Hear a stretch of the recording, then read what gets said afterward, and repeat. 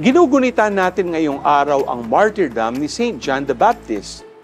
Sa gospel natin ngayon, mababasa natin ang beheading of John dahil sa utos ni Herod. Makikita natin ang dalawang uri ng paninindigan. Herod stood up for his words.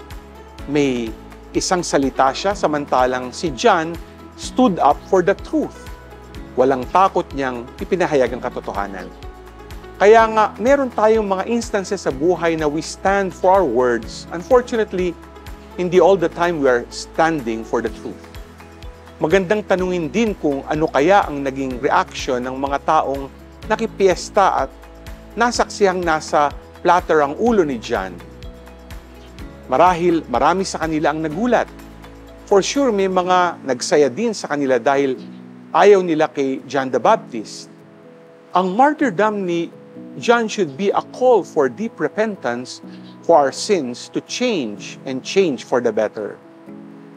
Kaya nga, magandang tanungin sa ating mga sarili, nagpipiesta ka ba kapag may gumagawa ng mabuti at naninindigan sa tama?